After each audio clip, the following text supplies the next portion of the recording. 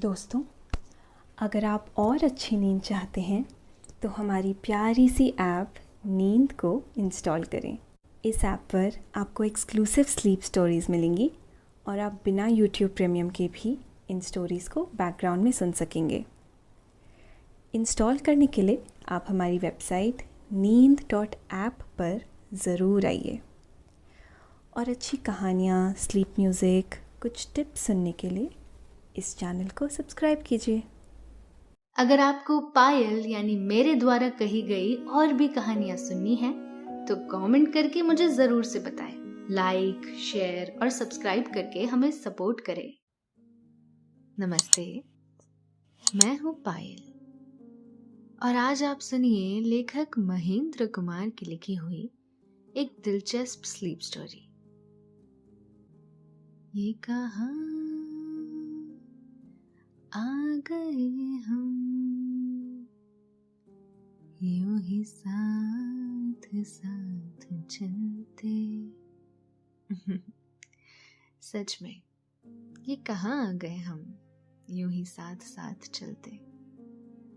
उस दौर से कोसों दूर, उन सदाबहार गीतों से दूर, ये कहाँ आ गए हम।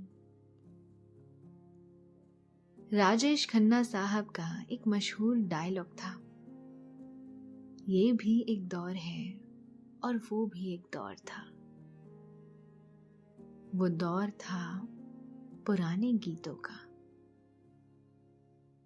इस दौर में लोगों की सुबह रेडियो के साथ हुआ करती थी और शाम भी रेडियो के साथ ही ढला करती थी। रेडियो में बजते उस दौर के लाजवाब गीत, जिन गीतों को लोग ना सिर्फ बड़ी उत्सुकता से सुना करते थे, बल्कि इन गीतों को गाकर शादी बारातों में महफिलें की जाती थी। सारी रात पुराने गानों की महफिल, एक से बढ़कर एक गाने। कैसा था वो दौर और कैसा था लोगों का इन गानों के साथ संबंध, विस्तार से इस पर खूब सारी बातें करेंगे। मगर उससे पहले थोड़ी सी तैयारी कर लेते हैं। तो चलिए, आप अपने आसपास की सारी लाइट्स ऑफ करके आराम से लेट जाएं। अपनी आंखें धीरे से बंद कर लीजिए।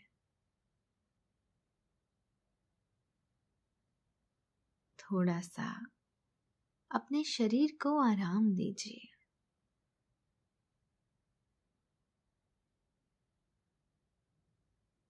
थोड़ा और आराम।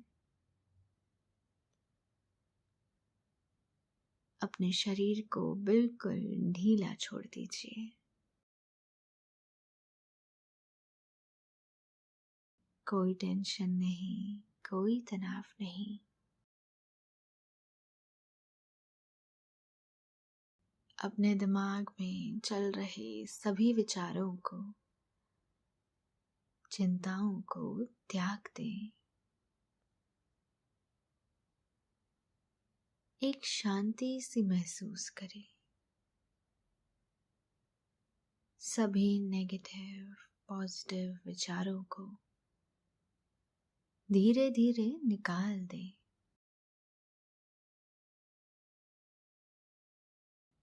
हाथों को सीधा करके अपनी कमर के साइड में रख लीजिए। अब अपनी सांसों पर ध्यान लगाएं। इसको धीमे या तेज बिल्कुल नहीं करना है।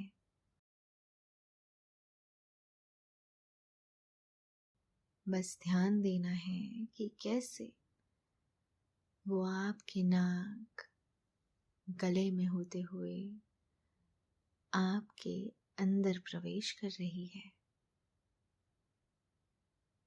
और कैसे वो आपके गले और नाक के माध्यम से वापस निकल रही है।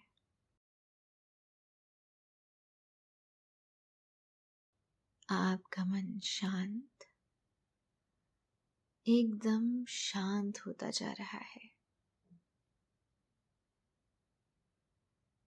आप बहुत अच्छा महसूस कर रहे हैं। खुद को काफी हल्का फील कर रहे हैं। सब तरफ शांति ही शांति है, सुकून है,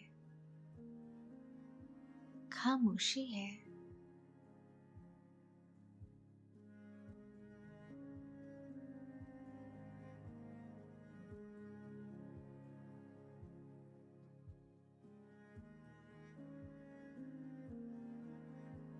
स्वर कोकिला लता मंगेशकर की सुरीली आवाज, किशोर दा के मस्ती भरे गीत और रफी के हसीन सुर उस दौर के गीतों में चार चांद लगा दिया करते थे। इन महान गायक कलाकारों के गाए गए गाने ऐसे जिसे आज भी सुन लो तो मन झूम उठता है।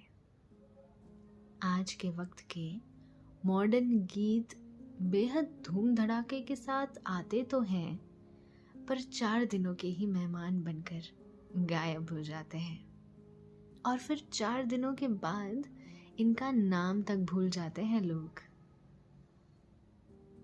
लेकिन दूसरी तरफ वे सदाबहार गीत इतने साल बीत जाने के बावजूद भी लोगों के दिलों में ज्यों के त्यों अपनी जगह बनाए हुए हैं। इन सदाबहार गीतों को सुनकर ऐसा लगता ही नहीं कि कभी हम इससे उब पाएंगे, बल्कि जितना भी सुनो तो लगता है जैसे हर बार ये गीत अपने नए नए रूप लेकर आए हों।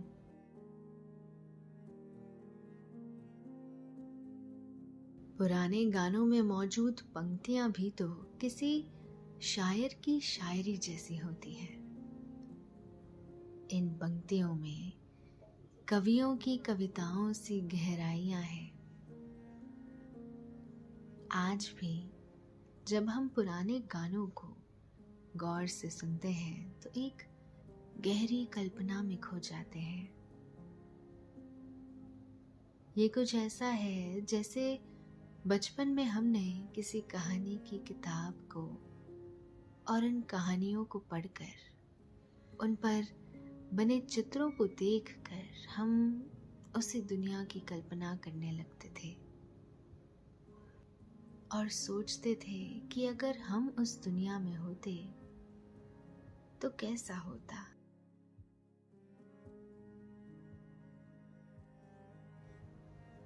पुराने गीतों का वो दौर, तकनीक का उतना ज्यादा विकास नहीं हुआ था उस वक्त। उस वक्त तो टेलीफोन भी किसी किसी दुकानों पर हुआ करते थे। उस वक्त लोगों के घरों में न तो टीवी थी और रेडियो भी किसी किसी के घर में मिल जाते थे। उस वक्त पर लोग आज की तरह लोगों से उतना कनेक्टेड नहीं थे जितना कि आज नजर आते हैं। आज तो ग्लोबलाइजेशन का दौर है और ग्लोबलाइजेशन के इस दौर में पूरी दुनिया एक गांव की तरह बन चुकी है, जहां इंटरनेट, सोशल मीडिया के जरिए कोई भी व्यक्ति जो यहाँ भारत में बैठा है वो अमेरिका में बैठे किसी अन्य व्यक्ति से बातें कर सकता है। इंटरनेट आज की डेट में कितने ही लोगों को आपस में कनेक्ट कराता है। लोग आज अपने जज्बातों को, अपनी भावनाओं को एक दूसरे के साथ आसानी से शेयर कर रहे हैं। इस दुनिया में न जाने कितने ही दोस्त हैं हमारे, कितने ही अपने हैं, लेकिन बावजूद इसके कुछ खाली खाली सा लगता है। ऐसा लगता है कि सब कुछ होकर भी कुछ कमी जरूर है। एक वो दौर भी था जब इतनी सारी सुख सुविधाएं नहीं थी। लोगों के घरों में खाने को भले ही आज की तरह अनेकों प्रकार के पकवान मौजूद नहीं थे, लेकिन बावजूद इसके लोगों के पास जितना भी था वे उससे अच्छी मेहमान नवाजी किया करते थे। उस दौर में तो किसी के घरों में कभी कोई मेहमान आ जाए तो बच्चों से लेकर बड़ों तक सभी मेहमानों को देखकर काफी खुश हो जाया करते थे। बच्चे तो मेहमानों को घेर लिया करते थे और फिर सभी लोग घंटों देर रात तक उनसे गप्पे लड़ाया करते थे। कुछ किस्से हम सुनाते हैं आपको, कुछ किस्से आप सुनाओ। कुछ किस्से हम सुनाते हैं, कुछ हिस्सों में आप अपने सुख दुख का जिक्र करो, कुछ किस्सों में हम अपने सुख दुख का जिक्र करें।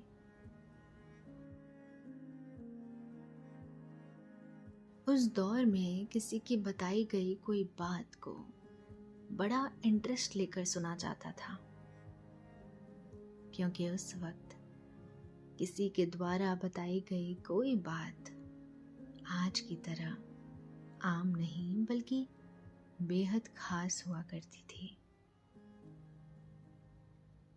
उस दौर में घर में कोई मेहमान आया हो और घर में यदि ब्लैक एंड वाइट टीवी मौजूद हो तो फिर क्या कहना।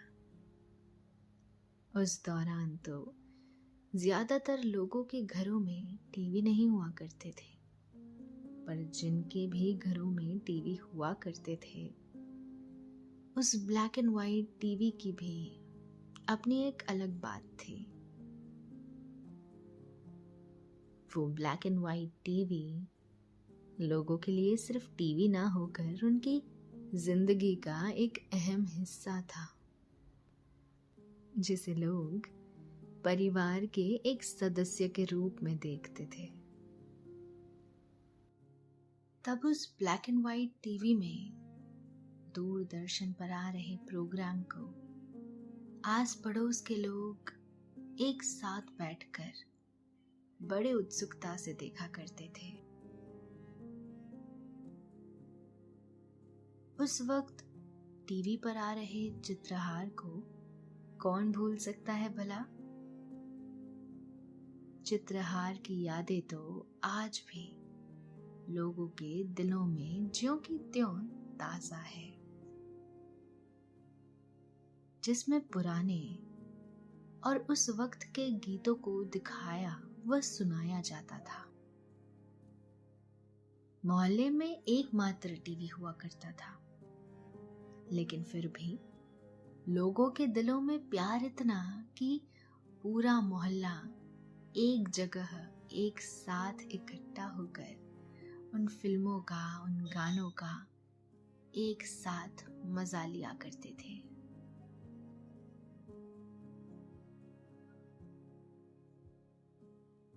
पुरानी फिल्में और गीतों के साथ आपस में खुशियां ऐसे बांटा करते थे जैसे लगता था कि ये गीत, ये पुरानी फिल्में उनके लिए बहुत बड़ी खुशियों की सौगात लेकर आई हो।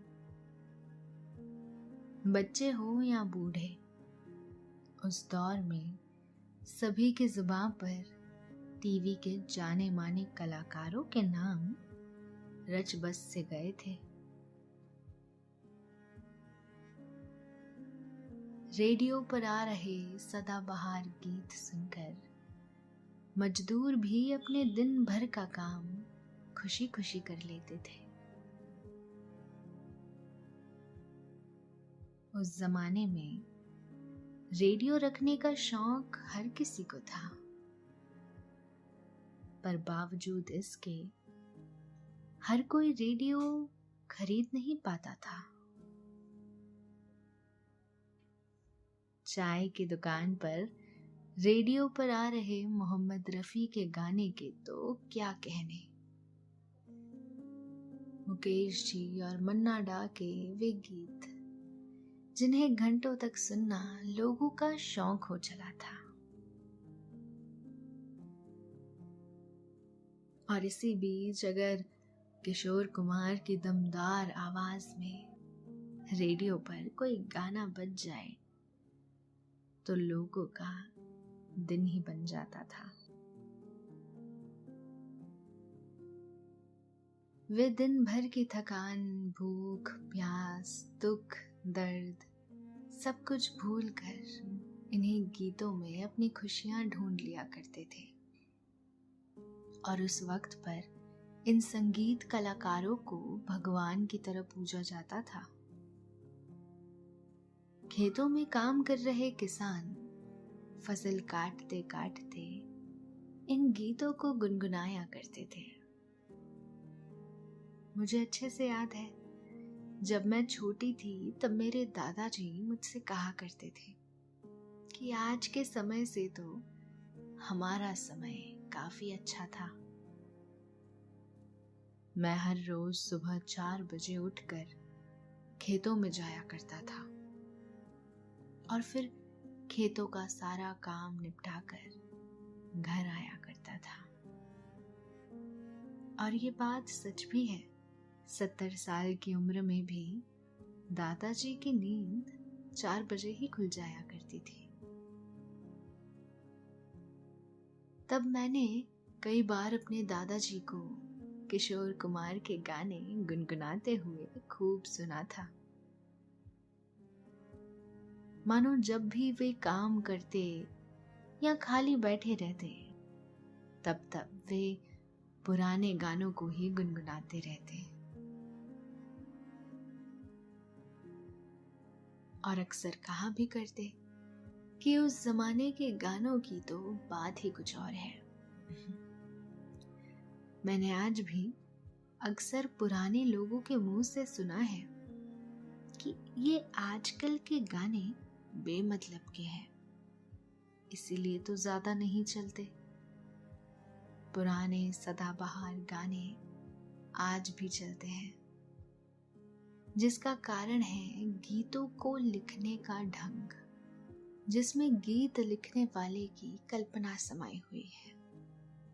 इसीलिए तो उन सदाबहार गीतों को आज भी जितना सुनो लगता है जैसे हर दिन नए हो जाते हैं। जितना भी सुनो उतना ही मजा आता है।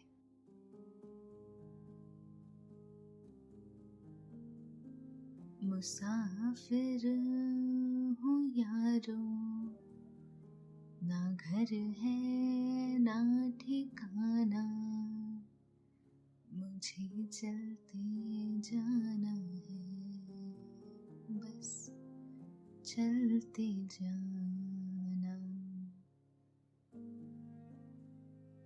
मुसाफिर हूँ यारो, ना घर है ना ठिकाना, मुझे चलते जाना है, बस चलते जाना है। फिल्म परिचय का ये गीत किशोर दा ने गाया, और क्या खूब गाया। मैं जब भी परेशान होती हूँ ना, मैं तब इस गाने को बड़े ध्यान से सुनती हूँ। आपने भी अक्सर इस गीत को सुना होगा, और अगर नहीं सुना तो मैं आपसे कहूंगी कि इस गाने को एक बार सुनिए। इस गीत को सुनकर सच में आपको बहुत अच्छा लगेगा। तो मैं आपको बताती हूँ कि इस गाने को सुनकर मुझे क्या लगता है। मुझे लगता है कि जैसे मैं किसी अलग दुनिया में पहुंच गई हूँ। इस जिंदगी की सारी हकीकत इस एक गाने के जरिए मेरे सामने आ जाती है। हम सभी मुसाफिर ही तो हैं। ना हमारा कोई परमानेंट घर है, ना कोई ठिकाना। हमें तो बस इस जिंदगी के रास्ते पर चलते जाना है, चलते जाना है।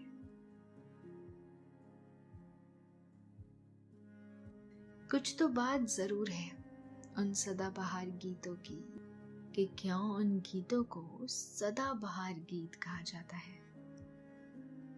एक एक शब्द में बड़ी गहराई, गीतों के मुखड़े और हर एक अंतरे में क्या ही खूबसूरती देखने को मिलती है। ऐसी खूबसूरती आज के गीतों में कहाँ दिखाई पड़ती है।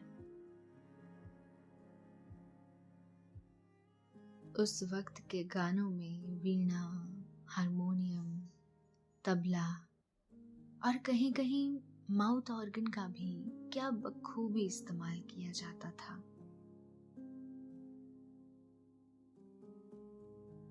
मेरे सपनों की रानी कब आएगी तू, आई रुत मस्तानी कब आएगी तू, बीती जाए जिंदगानी कब आएगी तू, चलिया हाँ तू चलिया,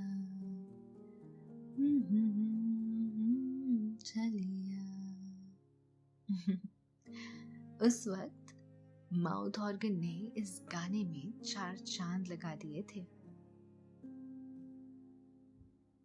पुराने गीतों की सबसे खास बात तो ये है कि इन गीतों में संगीत को तो महत्व दिया जाता है, पर संगीत के साथ साथ गीतों के बोलों को भी अधिक महत्व दिया जाता था।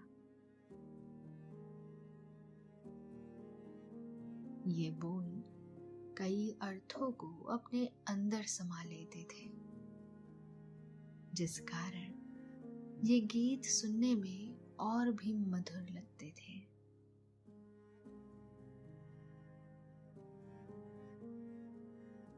एक प्यार का नगमा है, मौजों की रवानी है, जिंदगी और कुछ भी नहीं, तेरी मेरी कहानी है।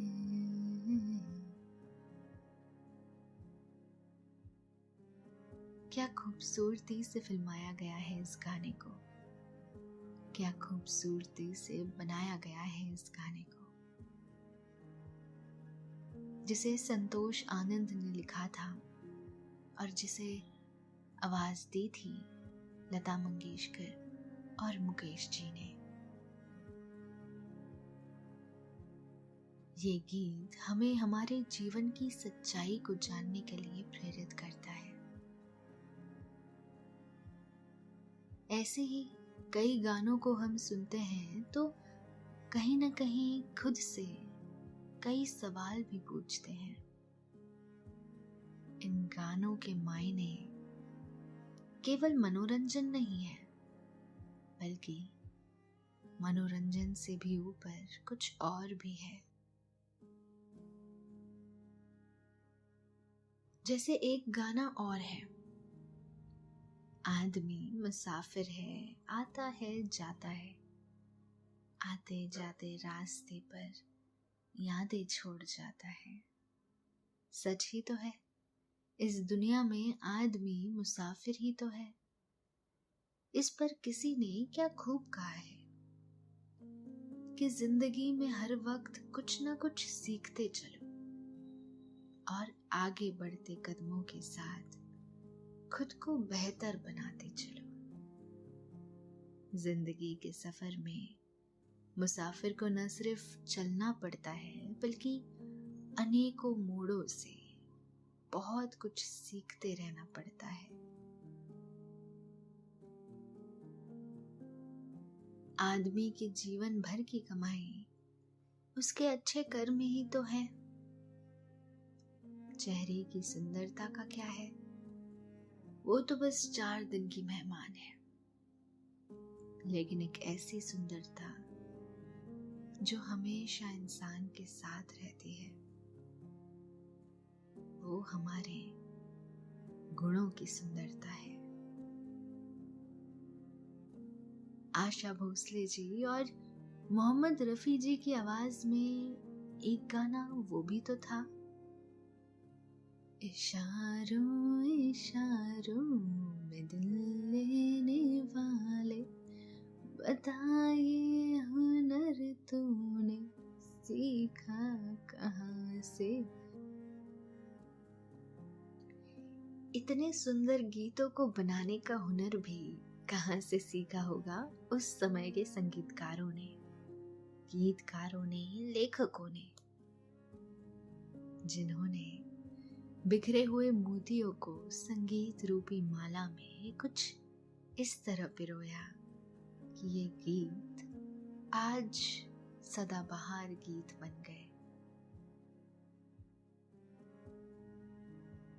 ये सदाबहार गीत भारतीय संगीत को पूरी दुनिया में एक अलग पहचान दिला गए।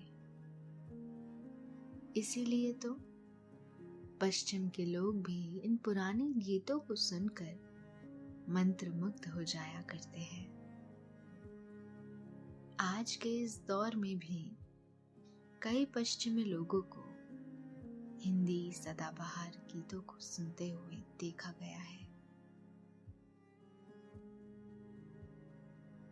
वे इन गीतों को सिर्फ सुनते ही नहीं, बल्कि गीतों में बोले गए भावों को भी महसूस करने की कोशिश करते हैं।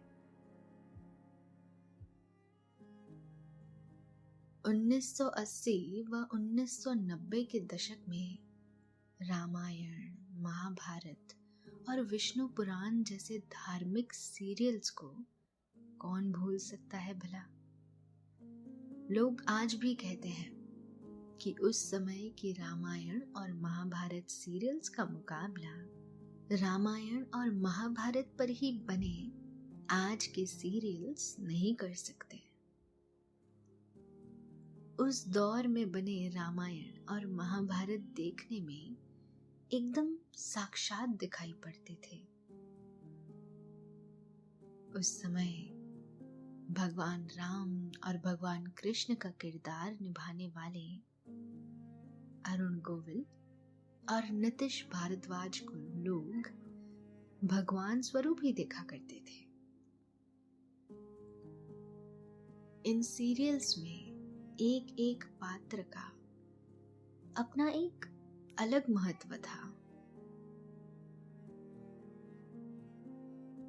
और हर किसी पात्र ने इन धार्मिक सीरियल्स को सुंदर बनाने के लिए जो काम किया था वो आज भी सराहा जाता है। रामायण की चौपाइयां रविंद्र जैन ने गाई थी। रविंद्र जैन के द्वारा गाई गई रामायण की चौपाइयां मानो रामायण को साक्षात लोगों के सामने दिखाने में कामयाब रही। रविंद्र जैन की चौपाइयां सुनकर त्रेता युग के असल भगवान राम की कल्पना तक हम पहुंच जाते हैं। महाभारत और विष्णु पुराण जैसे धार्मिक सीरियल्स को महेंद्र कपूर ने अपनी आवाज दी थी। विष्णु पुराण सीरियल्स का आज भी यदि आप टाइटल सॉन्ग सुन लें तो भगवान विष्णु की महिमा को हृदय से जान पाएंगे।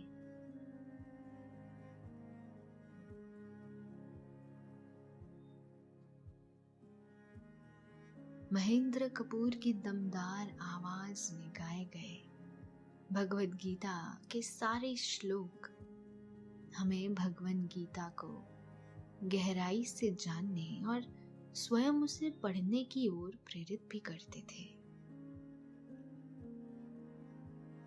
वे आवाजें आज कहाँ हैं?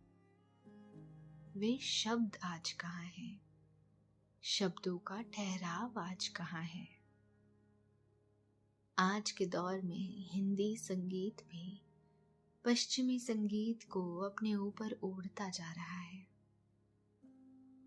पुराने सदाबहार गीतों में आपको देखने को मिलेंगे भारतीय वाद्य यंत्र, भारतीय संगीत की कलाएं, संगीत की गहराइयों व उनके अनेकों रूप जो आज के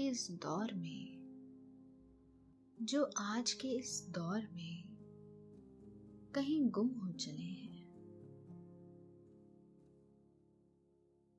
खैर, वो भी एक दौर था, ये भी एक दौर है। समय का तो काम है चलते रहना। देखिए, बातें करते करते पता ही नहीं चला कि समय हो गया आपके सोने का भी। निंदिया रानी चुपके से आपके सिरहाने पर आकर बैठ चुकी है। आप भी अपनी आंखें बंद कर लीजिए और गहरी नींद में खो जाइए। शुभ रात्रि, शब बखैर, गुड नाइट।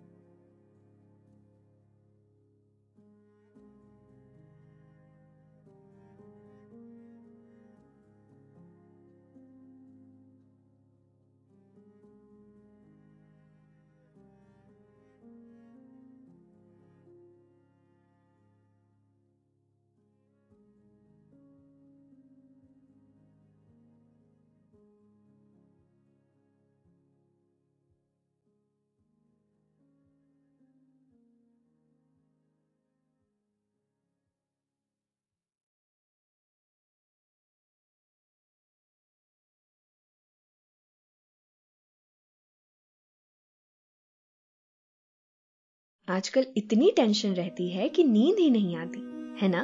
अगर आप भी ऐसे ही किसी को जानते हैं जिसे नींद आने में ज्यादा समय लगता है या तकलीफ होती है, तो उसके साथ ये कहानी जरूर शेयर करें।